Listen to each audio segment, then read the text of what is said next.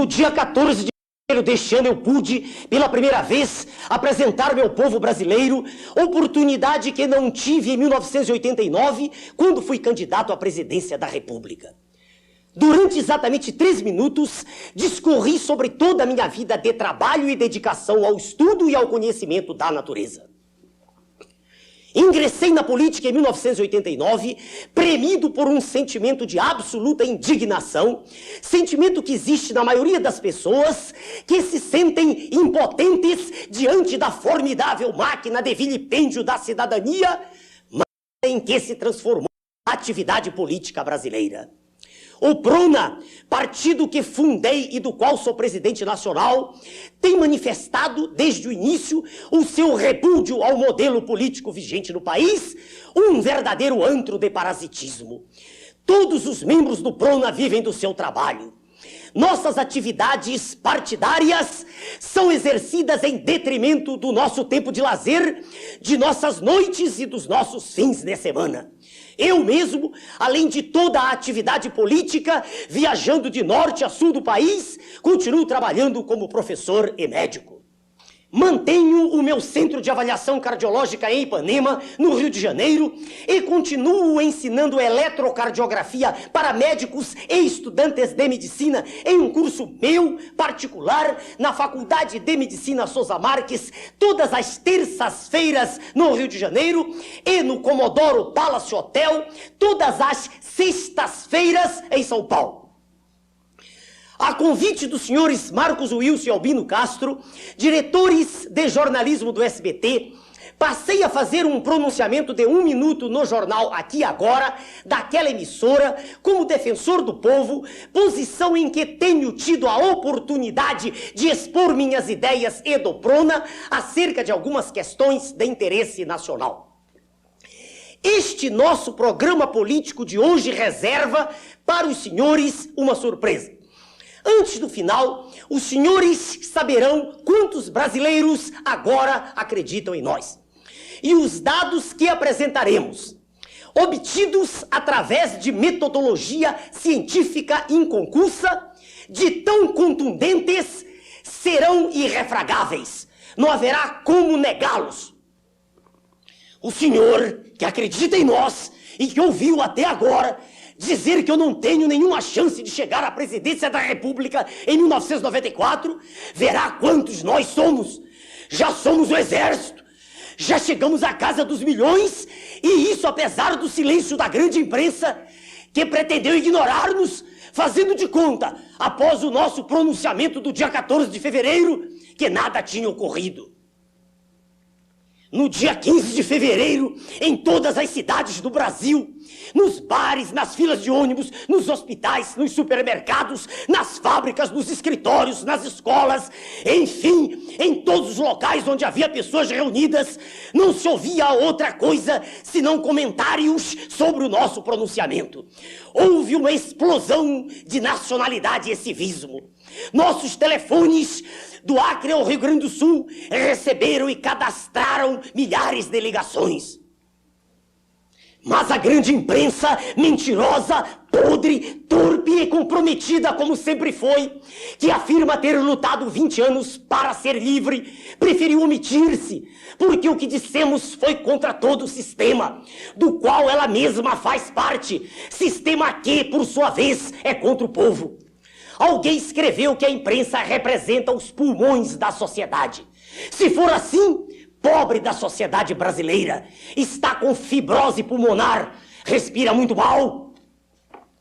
Registre-se aqui o nosso agradecimento à revista Visão, que ousou furar o bloqueio, e à revista Semanário, que fez o mesmo alguns dias depois.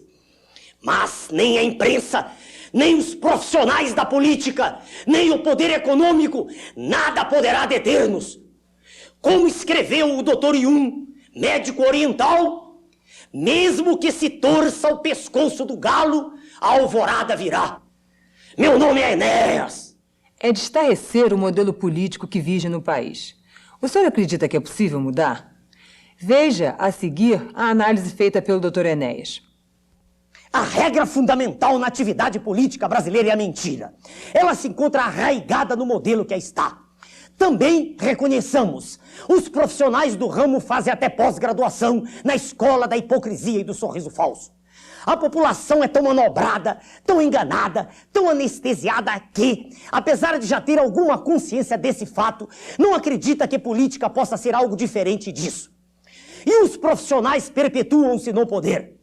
Quando novos elementos são eleitos, como para chegar lá fizeram acordos com os veteranos, são batizados, tal como os neófitos de uma seita hedionda, no ritual macabro das regras de um convívio imundo e, mergulhando na expurcícia da conivência silenciosa, afundam no charco da ignomínia, no pântano da desonra e no lodaçal podre e miasmático da falta de vergonha. Exatamente como eu disse no dia 14 de fevereiro deste ano, vale a pena repetir agora. Antigamente, o cidadão cujo comportamento se afastava das normas de conduta ética era chamado canalha. Hoje é chamado político.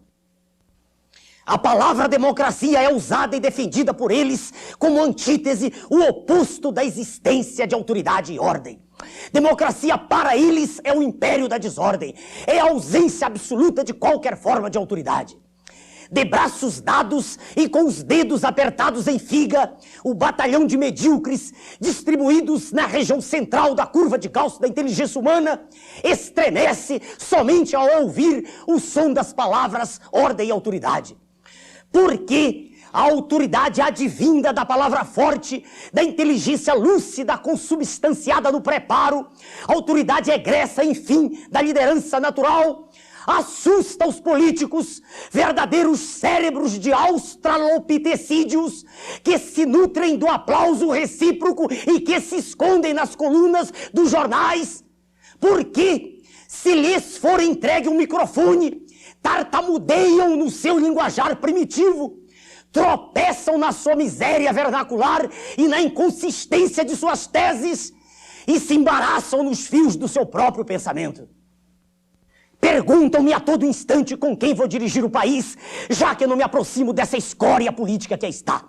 Mas nessa pergunta reside um grave erro de apreciação, um preconceito, um vício de julgamento. Um ministro não tem por que ser escolhido no seio da classe política. Ser deputado ou senador não confere a ninguém condições para dirigir um ministério da justiça, da saúde ou da educação. Muito pelo contrário, esses cargos exigem alta capacitação técnica, honorabilidade e um profundo senso humanístico, atributos que não são exigidos para nenhum cidadão chegar a ser deputado ou senador. O Brasil possui milhares de pessoas com essas qualidades, muitas das quais já estão se aproximando de nós, e algumas delas os senhores conhecerão no decorrer deste programa. Nós iremos mudar tudo, afastaremos do poder essa caterva que atualmente dirige o país, movida por interesses espúrios, e as suas atitudes solertes iremos contrapor a ação firme voltada para o povo. O Congresso, por não lhe restar opção, sob pena de uma execração nacional, curvar-se-á ante o exemplo do executivo competente. Meu nome é Enéas. Uma palavra que está muito em voga é parlamentarismo. O Dr. Enéas entrevista agora o Dr. Jorge Garcia Leite, advogado, presidente do PRONA em Petrópolis, Rio de Janeiro, e vice-presidente nacional do PRONA. Dr. Jorge, está havendo por aí uma gritaria a favor do parlamentarismo. Como é que o senhor vê isso? Até hoje tem se falado no parlamentarismo somente das grandes potências da Europa, como a Alemanha e a Inglaterra. Mas ninguém se lembra de citar o exemplo da Índia, que vive sob parlamentarismo e é um dos países mais atrasados do mundo. Mas a Índia tem até bomba atômica, Dr. Jorge. É, mas em compensação observe a mortalidade infantil, que é inclusive maior do que a nossa, chegando a 96 por mil. Doutor Jorge, a revista Veja, do dia 10 de julho, a página 37, ela afirma textualmente assim: o parlamentarismo é hoje o regime civilizado por excelência. Depende do que se entende por civilização. A Índia tem cerca de 472 milhões de analfabetos, 59% da sua população, o que equivale a 3 vezes a população do Brasil só em analfabetos. Só em analfabetos. Doutor Jorge, então por que essa discussão toda? Presidencialismo versus parlamentarismo? Por que isso? Não passa de uma estratégia. Eles querem mascarar uma verdade que já ficou clara nas urnas, com uma infinidade de votos brancos e nulos. O problema não é o sistema de governo. O que não presta, com raríssimas exceções, são os políticos que aí estão. Com qualquer regime será a mesma coisa. É interessante isso. Doutor Jorge, qual é o modelo do Prona para o Legislativo? A tese do Prona é que o vereador, deputado ou senador deixe de ser um parasita. Não receba salários, gratificações, aposentadoria aos 8 anos, etc. Receba apenas uma ajuda de custo para o exercício dessa função. O legislador dedicará alguns dias por mês à sua função pública, permanecendo na sua atividade de cidadão normal. Assim, não perderá o contato com a realidade. Isso é muito importante. Uma vantagem para esse modelo ainda. Isso afastará do legislativo os oportunistas, os aproveitadores, os incultos, os incompetentes, enfim, tudo isso que aí está. Doutor Jorge, posição do Prona, presidencialismo ou parlamentarismo? Presidencialismo, sem dúvida. Última pergunta, por favor. Diga-me, e eu faço a pergunta para todo mundo, o que o trouxe para o nosso lado? O que o fez filiar-se ao Prona? Pela sinceridade e seriedade expressas nas suas palavras. Muito obrigado, doutor Jorge, pela sua presença no nosso programa. Eu que agradeço, doutora Inês. O próximo entrevistado deste programa é o senhor Cleuber Dalseco, empresário e presidente do Prona no estado de Minas Gerais. Seu Cleuber, o Brasil perdeu a posição de que desfrutava entre as 10 maiores economias do mundo. Isso agora, recentemente. A que se deve isso? Tudo começou quando o Brasil parou de investir e passou a especular muito mais. O golpe de misericórdia foi dado pelo atual governo. Retirando o dinheiro do meio circulante, fez diminuir o consumo. Diminuindo o consumo, fez automaticamente cair a produção. Isso, inclusive, se refletiu em toda a atividade empresarial. Agora, a pergunta é a seguinte agora. Como é que os senhores, os empresários, como é que os senhores se sentem atualmente? Peraí, fundamentalmente o pequeno e o médio empresário. Asfixiados por uma taxação insuportável de impostos, que não produzem nenhum social. Padecemos da falta de um programa para as pequenas e médias empresas. Somos pressionados pelos sindicatos, que desenvolvem uma luta unilateral. Não temos acesso a linhas de crédito, porque os juros são altos. Juros altos. Mas peraí, mas juros não são tabelados pela Constituição? São no papel. Na prática, só para os detentores do grande capital. O senhor veja o exemplo dos usineiros, cuja dívida foi rolada por 10 anos com juros de 12%. Olha aqui eu estou dizendo, 12% ao ano, como reza a Constituição. Senhor Cleber, vamos olhar pelo outro ângulo agora, pelo lado dos trabalhadores. Como é que o senhor vê os salários dos trabalhadores hoje em dia? Os salários são desumanos, são horríveis, execráveis. Mas espere, por que os senhores não pagam salários melhores? Nós não temos condições de pagar salários melhores. O empresário tem consciência de que o salário não é suficiente para proporcionar uma vida digna ao trabalhador.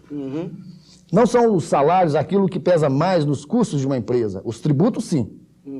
Os tributos consomem a maior parte de um total arrecadado. Quer dizer que... Não me interrompa, por favor. Pois não. O governo, na minha opinião, o governo é o grande vilão da nossa economia. Não, eu concordo com o senhor, não tem dúvida. Mas eu queria aproveitar para examinar isso dentro de um contexto maior. Então é possível nós mantermos o regime capitalista e termos justiça social? Isso está claro, isso é claro, é evidente. Basta a boa vontade da classe empresarial e a participação séria do governo. Séria? Séria. Eu ainda friso mais uma vez, séria. Não isso que nós estamos vivendo. Senhor Cleuber, nós estamos chegando ao fim da nossa entrevista. A última pergunta que eu faço é a mesma que eu faço para todos aqueles que são entrevistados no nosso programa. Por que o senhor se filiou ao nosso partido? O que o trouxe ao Prona? Eu vi o senhor falando na tela da televisão tudo aquilo que sempre e durante toda a minha vida eu quis ouvir da boca de um político. Muito obrigado, senhor Cleuber, pela sua presença no nosso programa. Não há de quê. O doutor Enéas é educador há 30 anos. Faz a seguir um breve comentário sobre o processo educacional na visão do Prona. O cérebro de uma criança, já dizia Aristóteles, o grande estagirita, é um livro com todas as páginas em branco. Cumpre nelas escrever com tinta indelével tudo aquilo que constituirá as vigas mestras de todo o seu aprendizado. Professores bem remunerados, bem preparados, adequadamente reciclados, portanto, boa qualidade de ensino e alunos bem alimentados. Isso não é nenhuma fórmula mágica. Para isto não é necessário nenhum prédio de concreto armado. Nós vamos restaurar a educação tradicional. Chega de discussões estólidas. Basta de experimentar teorias, geração após geração, criando legiões de semi-analfabetos em todas as áreas do saber. Meu nome é Enéas! A palavra do Dr. Enéas é forte. Sua mensagem de entusiasmo contagiou os jovens de todo o país. Apresentamos a seguir um pequeno trecho do programa Matéria-Prima da TV Cultura de São Paulo, em que o Dr. Enéas esteve a convite do jornalista senhor Sérgio Groisman. A Adriana de Ribeirão Preto pergunta se o senhor é ateu. Não. Bom, primeiro a segunda resposta. Não. Não mesmo. Peraí, não. Não. O professor Irapuan Teixeira é diplomado em Filosofia, Psicologia e História, com pós-graduação em Educação e Antropologia Filosófica. É o presidente do PRONA no estado do Rio Grande do Sul. E, com ele, o Dr. Enéas discute agora a crise da universidade brasileira. Professor Irapuan, como está hoje a universidade no Brasil? Como todas as instituições no Brasil, a universidade está falida. A chamada democratização do ensino foi uma destruição maquiavélica, proposital daquilo que havia de melhor no ensino brasileiro. Por outro lado, a Universidade Federal, funcionando somente no horário diurno, não atende ao cidadão que trabalha. Este cidadão é obrigado a custear seus estudos na universidade particular que funciona à noite. Resumo, Universidade Federal é para rico, pobre não tem chance. Nunca. Professor Irapuan, como o senhor vê essa tendência atual de que se fala tanto de entregar todo o ensino universitário à iniciativa privada, fazer o ensino universitário sem ensino pago? É profundamente imbecil e reflete ignorância específica da história da ciência e da humanidade a tese de que o ensino universitário deva ser pago, porque a ele só chegaria a elite e ele só serviria para os privilegiados conseguirem emprego com maior remuneração. Mas há um aspecto aí, a universidade serve para formar doutores, que vão ganhar mais. A universidade não existe somente para ensinar.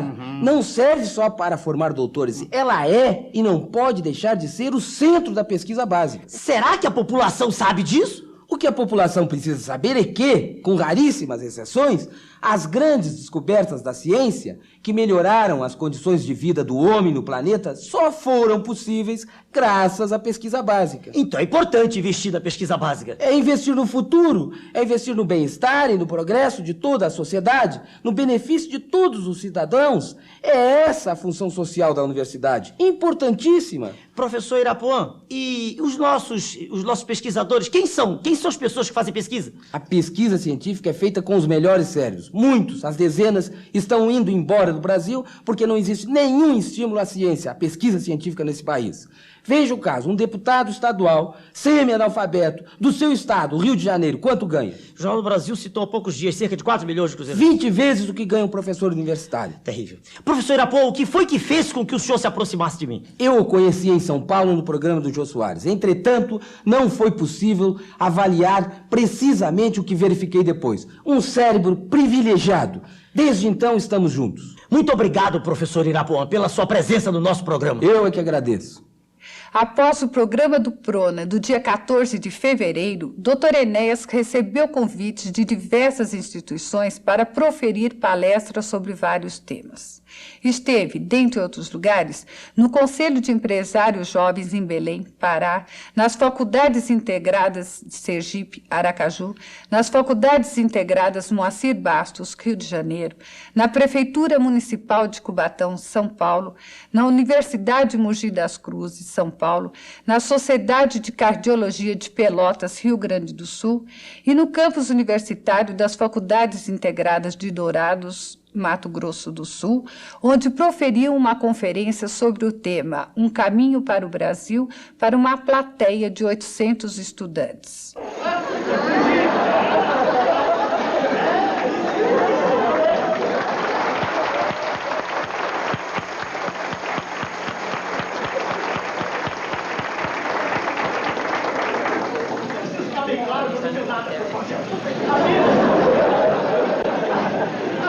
Nossa próxima entrevistada é a presidente do PRONA em Santos, São Paulo. A doutora Diva da Silva Nascimento é médica, especialista em medicina nuclear pela Universidade de São Paulo e pela Universidade de Heidelberg, na Alemanha.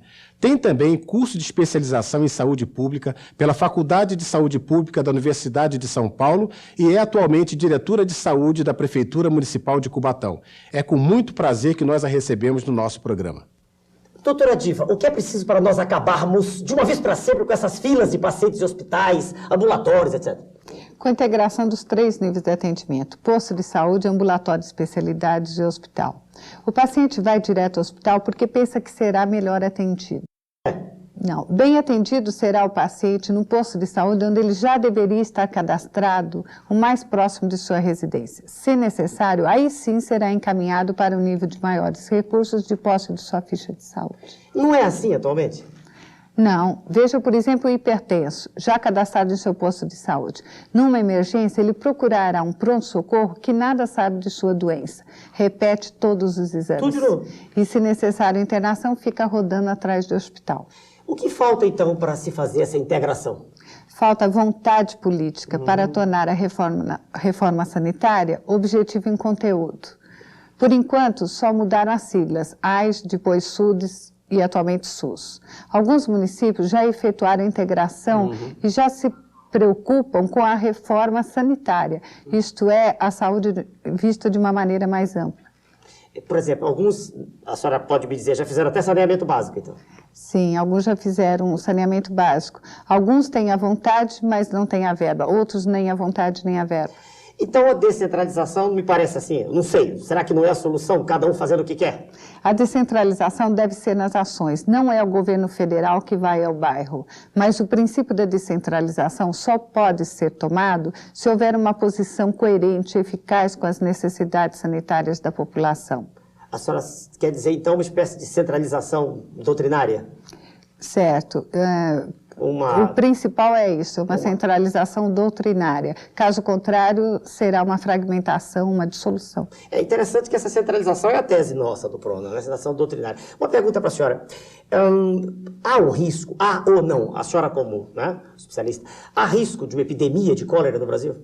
Sem dúvida. Como dizia Snow, o pai do método epidemiológico, há mais de 100 anos, o cólera jamais apareceu em um lugar onde a água potável não tenha sido direto ou indiretamente o meio de transmissão.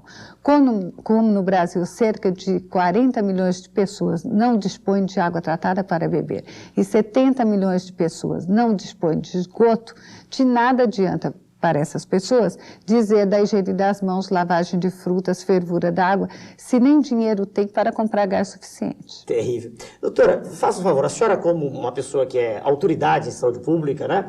Eu queria que a senhora dissesse para os nossos telespectadores qual é a solução, quer dizer, o que é que falta, o que é preciso para resolver de uma vez para sempre essa questão do saneamento básico no Brasil?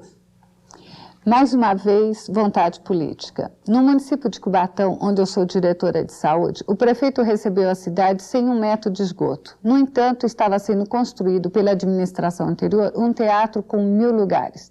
Paramos o teatro e já instalamos 30% da rede de esgoto. E outros 30% estão em fase de instalação. É uma questão de querer fazer. Doutora Diva, para encerrar a nossa entrevista, eu queria que a senhora satisfizesse a curiosidade dos nossos telespectadores. Diga para eles por que a senhora se filiou ao PRONA, ao nosso partido. Pela coincidência dos pontos de vista no que concerne à resolução dos graves problemas de saúde e educação no Brasil. Só uma tomada de posição muito firme pode resolver essas questões. Muito obrigado, doutora Diva, pela sua presença no nosso programa. Eu é que agradeço. O senhor vai saber, agora, exatamente o que é o PRONA, dito por alguns de seus dirigentes. O PRONA é o único partido com identidade política definida. Não faz, em hipótese alguma, coligação com nenhum outro partido. Todos os elementos do PRONA falam a mesma língua. Quem quiser falar outra língua será convidado educadamente a retirar-se. A unidade de pensamento é a essência do PRONA. É esta a sua razão de ser. O PRONA valoriza o trabalho em detrimento da remuneração do capital improdutivo. O PRONA não é e não será uma casa de cômodos, abrigando um sem número de facções distintas e mutuamente exclusivas. O PRONA é o único partido político no Brasil que tem um projeto nacional, o mesmo modelo de educação, o mesmo sistema de saúde para todo o país, o oposto de tudo que aí está. O PRONA é contra o linchamento, contra o aborto e contra a pena de morte. O PRONA não foi criado para abrigar dissidências. Tem um corpo doutrinário rígido, defende a centralização doutrinária. Se o senhor nunca se aproximou disso que no Brasil é chamado política, porque, exatamente como nós, sentia repugnância pelo modo como essa atividade é exercida, se o senhor já havia perdido a esperança de viver num país sério, se o senhor não via, como nós, nenhuma perspectiva no futuro para os seus filhos, se o senhor sentia tristeza e vergonha de dizer que é brasileiro, se o senhor aceita os nossos princípios e acredita em nós, junte-se a essa cruzada cívica. Nós vamos restabelecer a confiança no governo, no trabalho, no emprego, no mercado, no crédito, nas pessoas. Nós vamos restaurar a dignidade humana. Nós vamos mudar o atual estado de coisas. Nós vamos fazer valer o preparo contra a ignorância, a decência contra a patifaria, a vontade de ação contra a desídia, a ação plena contra a inação, a verdade contra a hipocrisia. Uma onda, um verdadeiro turbilhão, um vórtice de entusiasmo irá varrer este país, arrebanhando todos os cidadãos de bem de nossa terra. E nós, todos juntos, iremos reedificar a ordem nacional, a despeito de todos os óbices, de todos os escolhos que se apresentem no nosso caminho. A afirmação de que a Amazônia é o pulmão do mundo não tem base científica. Somando-se a quantidade de gás carbônico que se desprende das queimadas com aquela obtida da queima dos combustíveis fósseis, o Brasil não contribui com mais de 5% do gás carbônico total que é mandado para a atmosfera. Toda essa gritaria, portanto, tem outra razão de ser, muito mais séria. Exatamente para analisar essa questão, foi convidado para participar do nosso programa o Dr. Edson Suschinsky, que é professor de Geologia Econômica da Universidade do Estado do Rio de Janeiro e foi delegado do Brasil junto a várias organizações internacionais do Grupo das Nações Unidas. Doutor Edson, como é que o senhor vê hoje a Amazônia? Professor Enéas, eu vejo a Amazônia sob novos tipos de ameaça de dominação internacional. Qual é a riqueza, afinal, que a Amazônia tem? Na Amazônia estão concentrados os maiores recursos minerais, madeireiros, energéticos, hídricos e pesqueiros da nação, além das vastas extensões de terras planas fáceis a ocupar. Com ela, o Brasil é a nação mais rica do planeta, superando mesmo a União Soviética. Só de recursos minerais conhecidos são 3 trilhões de dólares. Tudo de ouro? De ouro somam 20 mil toneladas, um quarto disso pagaria a dívida. É por causa disso que a Amazônia não deve ficar fechada dentro de uma redoma de vidro, nem ser transformada numa espécie de museu em vida. Como perito no assunto, como é que o senhor vê essa conferência que a ONU vai fazer ano que vem aqui no Brasil, a chamada ECO 92?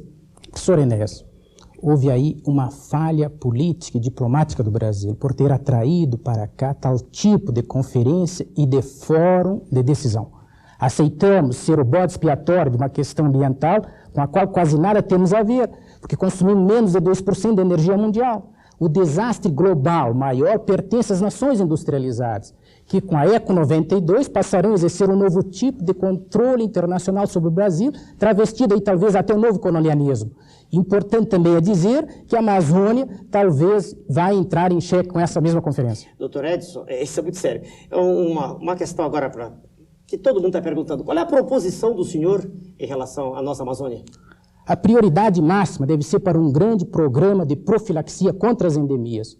Só em termos de malária, são mais de 500 mil brasileiros por ano que são aí atingidos. Doutor Edson, foi uma honra tê-lo no nosso programa. Eu que agradeço, professor Enéas. No próximo bloco, o Dr. Enéas define a posição do PRONA para as eleições de 1992. Como é notoriamente sabido, a República Federativa do Brasil só existe no papel. Na prática, o Brasil é um estado unitário. Prefeitos e governadores dependem muito, em sua ação pública, de verbas do governo federal, o que exige o chamado entendimento político. Na verdade, uma asquerosa troca de favores. Quando o PRONA dirigir a nação, acabará, de vez, a distribuição de verbas por interesses políticos. Não terá a menor importância, para nós, o partido a que pertence este ou aquele prefeito, este ou aquele governador. Cada unidade receberá aquilo a que tem direito em função de sua necessidade. Haverá um plano de metas, único para toda a nação. E a população, sensibilizada pelo exemplo do poder central, aprenderá a exigir dos seus dirigentes o cumprimento desse plano em todos os níveis. Como atualmente não é assim, como cada prefeito faz o que quer com o dinheiro que recebe, não existindo nenhum projeto nacional para coisa nenhuma, o Prona não vai correr o risco de eleger um prefeito em alguma cidade e depois ele não querer ou não poder fazer nada. É, assim, uma decisão da Comissão Executiva Nacional do Prona, decisão irrevogável, que o nosso partido, em 1992, não apresentará candidatos ao cargo de prefeito em nenhuma cidade. O Prona começará a reedificação da ordem nacional a partir de 1994. Meu nome é Enéas. Nos próximos minutos, o presidente do nosso partido, Dr. Enéas, mostra a deterioração dos costumes que está ocorrendo na sociedade brasileira, antecipa suas previsões e aponta as soluções que urge sejam tomadas. É a tônica atual dos meios de comunicação no Brasil mostrar em seus programas, suas novelas, a vitória da patifaria, o sucesso do mau caráter, a importância do vale-tudo para vencer na vida. A tese defendida por eles é que essa é a realidade social e o papel da imprensa é mostrar essa realidade. Mas os donos e profissionais dos meios de comunicação esquecem-se de que a sociedade brasileira não é constituída, em sua maior parte, de patifes. Muito ao contrário, a maioria da população é formada de pessoas de bem, que trabalham e que gostariam de ver bons exemplos na tela da televisão, para reforçar os ensinamentos de virtude, formação de caráter que, apesar de tudo, ainda tentam transmitir aos seus filhos. A coisa é tão séria que muitos adultos já têm dúvida, já se perguntam da validade de ensinar aos seus filhos princípios de decência e honestidade. Mergulhados, todos nós, na sânie do noticiário de uma imprensa abjeta, que põe na primeira página o sequestro, e raríssimas vezes fala de uma ação nobre, porque para ela isso não é notícia. Perguntamo-nos, num sentimento misto de estupefação, raiva e tristeza, que caminhos impérvios devemos percorrer para reencontrarmos, todos nós, o ideal de conduta humana que, todos sabemos, reside nas regiões mais recônditas, mais absconsas do ser, no âmago, no cerne, no imo de cada um de nós. A maior prova de que nós, do Prona, não estamos errados em nossa tese é o sucesso da novela mexicana que está sendo transmitida pela TVS, O Carrossel. Assisti a um capítulo e vibrei por ver, na tela, serem ensinados valores éticos que, de há muito, sequer eram mencionados. É uma novela que mostra um pouco das coisas boas que todo ser humano tem. E conseguiu uma audiência gigantesca. Nós, do Prona, somos radicalmente contra a apresentação de cenas de lascívia, de luxúria, de sexo quase explícito, em um horário em que as crianças ainda estão diante da tela. A infância, para nós do Prona, deve ser respeitada como tal. A televisão dissemina uma ideia falsa, a ideia segundo a qual os valores éticos não existem mais. Ela trata os casos esporádicos, episódicos, ocasionais, como se fossem a regra. E muita gente já pensa que a exceção é a regra, que não é nada demais qualquer um ter experiências homossexuais, que tudo é válido, etc, etc, etc. E o curioso é que isso passou a ser sinônimo de moderno. Tudo o mais é anacrônico, é obsoleto, é careta. Os pais, por sua vez, não têm como controlar as informações que os filhos recebem através da televisão. E o resultado é que estamos formando uma geração sem valores, perplexa, desorientada, que não tem nenhum balizamento, que não tem nenhum sistema de referência e que não sabe distinguir o certo do errado, porque ambos se confundem, se misturam no seu espírito. A sociedade dos adultos é preparada na infância. Com Prona dirigindo a nação, as crianças aprenderão a cultivar os sentimentos nobres, a decência, a honestidade, a retidão de propósitos. Aprenderão o valor da palavra empenhada, o valor do trabalho, da dignidade humana. Até os meios de comunicação participarão disso. Serão ensinados às crianças os princípios de civismo que irão norteá-las em toda a sua ação futura. O respeito à vida, aos mais velhos, aos semelhantes, à autoridade constituída. O respeito à lei, à ordem, à disciplina, à língua, aos heróis da pátria, ao patrimônio público, à bandeira e ao hino nacional. Só assim, respeitando a nação, os jovens poderão amar sua pátria. E, dessa forma, de nossa terra surgirá um batalhão de jovens que, inflamados pela grandeza da luta por um ideal, farão o Brasil despertar do seu berço esplêndido, emergindo do sono cataléptico em que está mergulhado, e o levarão, na aurora do 3º milênio, para a condição de maior potência do planeta. Meu nome é Enéas. No próximo segmento, o presidente nacional do Prona examina o papel constitucional das Forças Armadas e levanta uma questão de importância nacional. Um dos papéis que a Constituição confere às Forças Armadas é a defesa da pátria, do território nacional. Não se tenha a ingenuidade de pressupor que já se pode, no mundo atual, prescindir delas. Veja-se o exemplo recente da guerra do Golfo Pérsico, que começou com a invasão de um pequeno país. O Brasil tem dimensões continentais, detendo uma riqueza no seu subsolo que o faz o país mais rico do mundo. Daí porque existe tanto interesse das grandes potências no nosso território.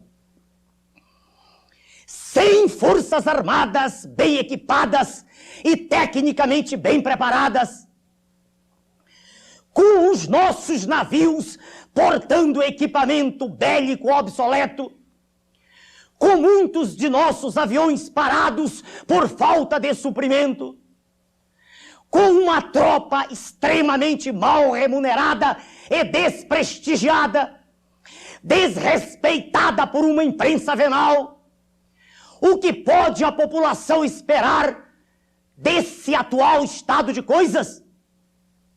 Como despertar o patriotismo em nossos jovens, se as Forças Armadas, espelho vivo da disciplina e ordem nacional, são a cada dia mais vilipendiadas?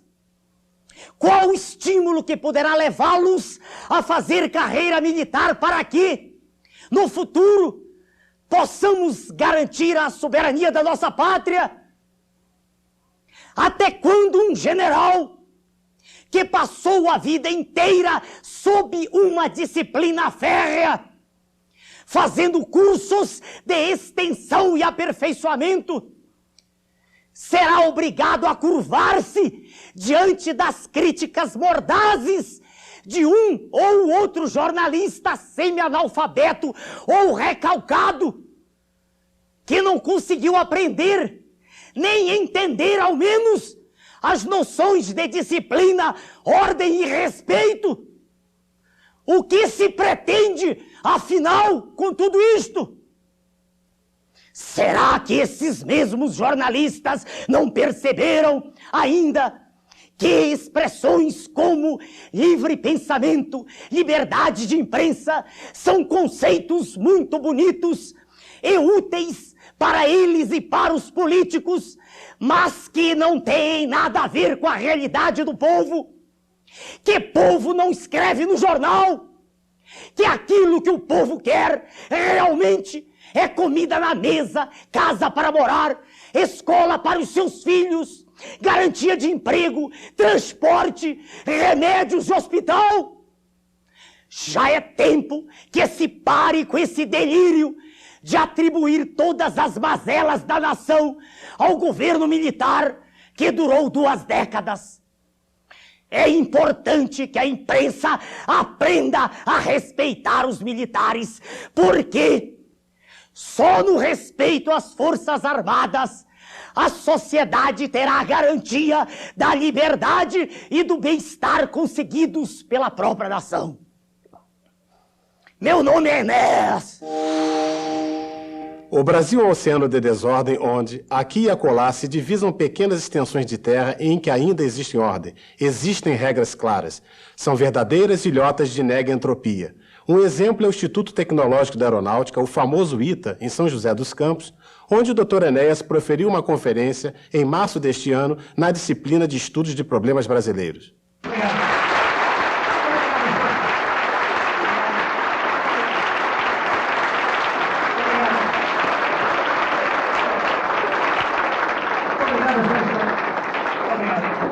O Dr. Mário Gemac é médico e presidente regional do PRONA em São Paulo. Ele examina a seguir o desaparecimento da ordem jurídica no país. Doutor Mário, nos 2 programas do nosso partido, naquele do dia 14 de fevereiro e neste de hoje, nós fizemos questão de caracterizar, de documentar uma gigantesca onda de desordem assolando o nosso país. A que se deve, afinal de contas, toda essa desordem? Doutor Enéas, isto se deve a um único fato: ao desrespeito à ordem jurídica. Doutor Mário, dá para desenvolver um pouquinho isso? É possível? É possível. A ordem jurídica é a viga mestra de toda e qualquer sociedade, em torno da qual tudo mais deve se ajustar. Se nós pretendemos no Brasil uma mudança radical da nossa sociedade, nós devemos partir do princípio do respeito à lei e à ordem. Muito bonito, doutor Mário. É possível agora sintetizar isso numa frase só? É possível? Sim. Por favor, então, para os nossos telespectadores. Nós queremos o fim da desordem. Muito obrigado, doutor Mário. Muito obrigado. Muito obrigado ao senhor, doutor Enéas. Muito obrigado. Agora, o senhor vai saber quantos nós somos. Após o dia 14 de fevereiro, dia em que o programa do PRONA foi transmitido para todo o Brasil em cadeia nacional de rádio e televisão, ao andar pelas ruas de qualquer cidade do Brasil, eu venho ficando cada vez mais surpreendido com as demonstrações de simpatia, com as saudações que eu venho recebendo de um número cada vez maior de pessoas. Para saber exatamente o que é isso que está acontecendo, nós decidimos fazer uma pesquisa em todo o território nacional. Consultamos um especialista, o Dr. Jacques Bisker, engenheiro com bastante experiência nessa área de pesquisas. Escolhemos 12 unidades da federação: o Amapá, o Acre, o Amazonas, no norte; Pernambuco e Ceará, no nordeste; Distrito Federal, no centro-oeste; Rio de Janeiro, São Paulo, Minas Gerais, Espírito Santo, no sudeste; e Paraná e Rio Grande do Sul, no sul. Mais de 100 pessoas trabalharam como entrevistadores, todas devidamente orientadas pelos presidentes regionais do PRONA para que se mantivessem no trabalho com o máximo de imparcialidade. Todos os resultados foram analisados pelo nosso colega, o secretário-geral do partido, o Dr. Lenine, que participou de toda a coordenação e agora vai transmitir isso para os senhores. Por favor, Dr. Lenine, para os nossos telespectadores. Pois não. Foram entrevistadas 11.566 pessoas no período de 1º a 10 de junho deste ano, em 19 cidades. 25% dos entrevistados viram o nosso programa em 14 de fevereiro. É mentira o que a imprensa publicou a respeito do nosso programa, que havia sido o penúltimo. Na verdade, o nosso programa foi o primeiro em audiência. Se a eleição fosse realizada na data da nossa pesquisa, 10% dos eleitores, cerca de 8 milhões, votariam com convicção no Dr. Enéas para a presidência da República. E a pesquisa foi realizada mais de 3 meses depois do nosso pronunciamento. Imagine os senhores como teria sido no dia seguinte. Dr. Lenine, e os outros candidatos? A imprensa, como já fez no passado, tenta convencer a população de que o atual presidente do PMDB representa a oposição natural ao governo. O curioso é que, nos estados onde foi realizada a pesquisa, o virtual candidato da imprensa e do sistema perde para nós, com exceção de Pernambuco e Ceará. Mesmo em São Paulo, onde já foi governador, Nas cidades onde realizamos a pesquisa, ele também perde. Também perde. Doutor Lenine, e a reeleição de Sua Excelência, o Presidente da República? É ínfima a intenção de votos para Sua Excelência o Presidente, o que não constitui nenhuma novidade quando se observa o péssimo governo que vem realizando. Aliás, o pior que o país já teve. Doutor Lenine, o senhor quer destacar ainda algum ponto da nossa pesquisa? Sim, é impressionante o desaparecimento e o descrédito dos políticos no seio da população. Apesar de todo o esforço da imprensa em fazer deles notícia, a penetração dos mesmos tende a zero. Peraí, deve ser por isso, então, que estão lutando tanto pelo parlamentarismo. Ah, sim, é uma forma de nunca mais saírem do poder. Será uma fila enorme de mentecaptos, cada um aguardando a sua vez de chegar a ser primeiro-ministro. Muito bom, muito bom. Diga uma coisa, por favor, houve algum resultado surpreendente no nosso trabalho, na nossa pesquisa? Sim, no Rio Grande do Sul, mesmo com 10% das intenções de votos, chegamos à segunda colocação. Em algumas cidades de São Paulo, Santos, por exemplo, chegamos a 15%, o que, considerando-se o tamanho do eleitorado, representa um peso extraordinário na eleição. O grande vencedor da eleição na nossa pesquisa foi o eleitor indeciso, que chegou a 17,4%. Doutor Lenine, certamente essa pergunta virá à tona. Existe alguma possibilidade de haver erro na nossa pesquisa? Nenhuma possibilidade. Por quê? É estatisticamente impossível pesquisadores que não se conhecem, do Amapá ao Rio Grande do Sul, chegarem a resultados tão parecidos, pesquisando em torno de 12 mil pessoas no Brasil. Doutor Lenine, há um aspecto aí também a considerar. A imprensa, né, quando fala das pesquisas, não cita o nosso nome. É como se nós não existíssemos. Como é que o senhor vê isso? Nós já passamos por isso certa feita, doutor Enéas. Veja o que tem a dizer o professor Irapuã, que é presidente do PRONA no Rio Grande do Sul. Pode falar, ilustre, professor Irapuã, para os nossos telespectadores, por favor. O fato ocorreu em 1989. Naquela época, eu e um grupo de colegas e alguns alunos estávamos em frente à universidade e uma pesquisadora do IBOP nos entrevistou. Ela me perguntou em quem eu iria votar. Eu falei, no doutor Enéas. Nós não nos conhecíamos, Não, ainda ali já nos conhecíamos. Por telefone. Na época já nos conhecíamos, exatamente. Então, exatamente por telefone. Então eu disse que votaria no senhor, olhei para a folha de entrevista, exatamente uma folha parecida com a nossa, e lá não estava o seu nome. Mas os 11 estavam. Os 11 estavam. Os candidatos da imprensa. Os candidatos da imprensa, alardeados pela imprensa. Olhei na folha e estava outros onde ela marcou. Eu disse, eu não vou votar em... Um quadradinho escrito outros. Eu não vou votar em outros. Eu vou votar no doutor Enéas. Resultado, como resposta, recebi uma evasiva. Foi quando eu liguei para o senhor e coloquei esse fato. É interessante, eu quero dizer para os senhores telespectadores, e repetir para o senhor o que eu disse na época, eu gostaria que o meu amigo, hoje meu amigo, o professor Irapuã, pudesse ter dito isso para a população. Mas nós só dispunhamos de 15 segundos. Era impossível fazer qualquer comentário desse gênero, não havia como. O que é curioso é que, quando as urnas foram abertas, e o senhor é testemunho, o meu amigo e a população, nos grandes estados, nas grandes unidades da federação, como Rio de Janeiro, São Paulo, Minas Gerais, no Distrito Federal, no Rio Grande do Sul e muitos outros estados, eu fiquei entre os 11 primeiros, o que mostra de modo categórico que estava errada a tese segundo a qual eu não devia estar ali, entre os 11. Só havia 11 preferidos. Isso, aliás, não é muito diferente, eu acredito, né, do que está sendo feito não, hoje. Exatamente o que está ocorrendo agora. Eles apresentam uma lista da qual não consta o nosso nome. É possível até que os resultados apurados sejam verdadeiros, mas já partem de um pressuposto falso. É como querer tapar o sol com a peneira. Doutor Lenine, vale a pena mostrar a nossa folha de pesquisas para o telespectador? Ah, sim. Observe, senhor telespectador, como foi feita a nossa pesquisa. Aí estão os nomes de todos os prováveis candidatos hoje à presidência da República. Não omitimos ninguém. E é interessante lembrar que o único partido político que já definiu de modo claro, em cadeia nacional, o seu candidato à presidência da República foi o PRONA. E os outros partidos? Os outros estão aguardando os acordos, os apoios... As coligações. As coligações. As eternas coligações. As eternas coligações. Em 1989, com apenas 15 segundos, conseguimos 0,5% do eleitorado. Agora, em 1991, depois de termos falado em cadeia nacional de rádio e televisão, conseguimos 10% do eleitorado nacional. E em 94? Quanto seremos em 94, hein, doutor Enéas? Uma multidão nós esperamos. A imprensa, certamente, ficará calada como da última vez. Não está interessada na verdade. Se estiver, mandará fazer uma pesquisa honesta com o nosso nome incluído.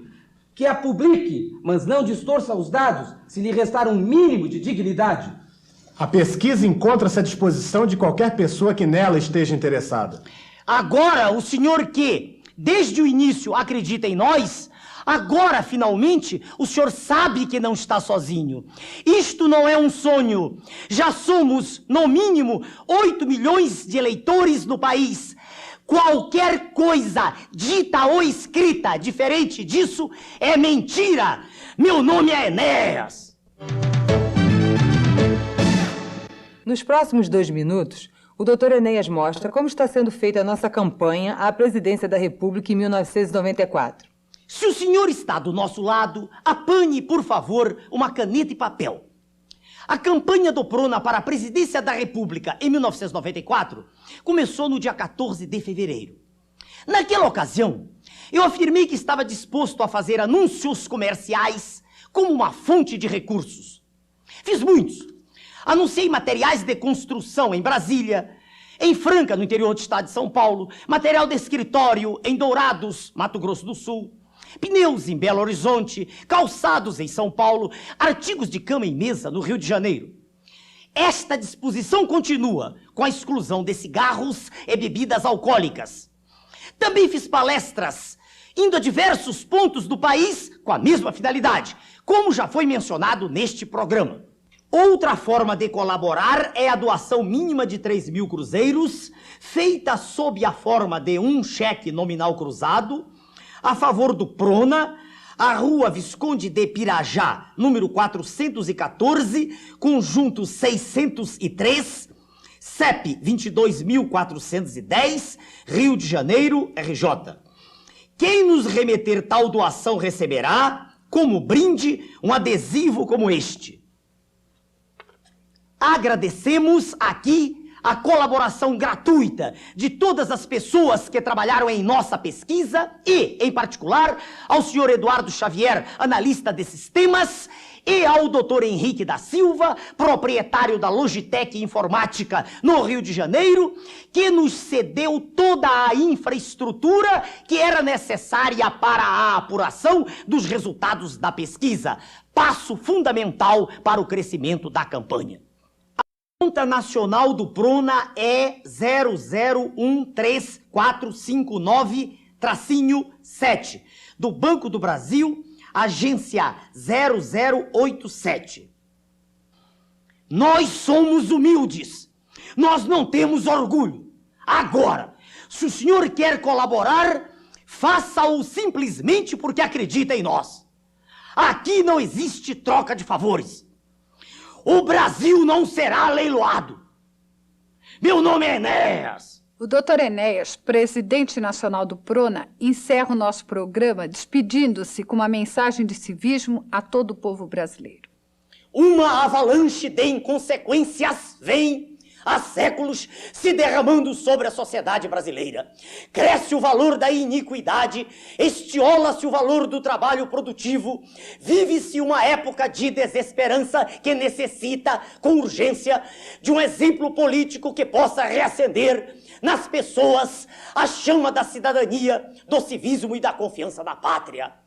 Já é tempo que surja uma política voltada realmente para a sociedade que pretende representar e não dela desligada, lutando apenas os políticos entre si, numa ultrajante troca de favores que visam sempre e exclusivamente a manutenção dos seus privilégios, enquanto a comunidade assiste com tristeza ao desvanecimento dos seus próprios sonhos da construção de uma sociedade livre que pode caminhar para o futuro. O Prona conclama toda a sociedade brasileira à reedificação da ordem nacional. Nós vamos criar a era da convicção, a era da verdade, a era da decência, da dignidade, a era da confiança, do respeito, do preparo, da cultura, da inteligência, da ciência, do entusiasmo. Meu nome é Enéas. Meu nome tá aí, na boca do povo.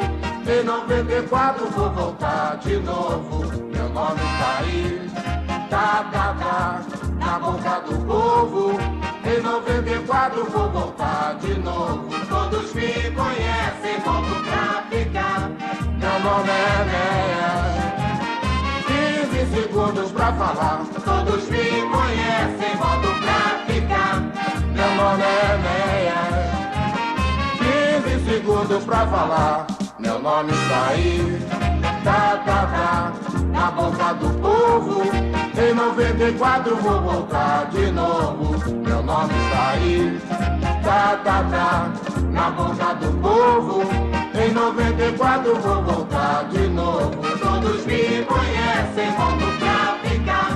Meu nome é Enéas.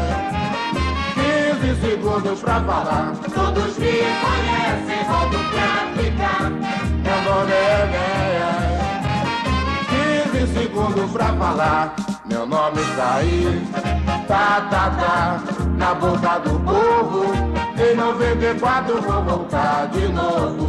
Meu nome está aí. Tá, na boca do povo. Em 94 vou voltar de novo. Todos me conhecem, volto pra ficar. Meu nome é Enéas. 15 segundos pra falar. Todos me conhecem, volto pra ficar. Meu nome é Enéas. 15 segundos pra falar. Meu nome está aí. Tá, na boca do povo. Em 94 vou voltar de novo. Meu nome está aí. Tá, na boca do povo. Em 94 vou voltar de novo. Todos me conhecem, volto pra ficar. Meu nome é Enéas. 15 segundos pra falar. Todos me conhecem, volto pra ficar. Meu nome é Enéas. 15 segundos pra falar. Meu nome está aí. Tá, na boca do povo. Em 94 vou voltar de novo. Meu nome está aí. Tá, na boca do povo. Em 94 vou voltar de novo. Todos me conhecem, volto pra ficar. Meu nome é Enéas. 15 segundos pra falar. Todos me conhecem, volto pra ficar. Meu nome é Enéas. 15 segundos pra falar. Meu nome está aí. Tá, na boca do povo. Em 94 vou voltar de novo. Meu nome está aí. Tá, na boca do povo. Em 94 vou voltar de novo.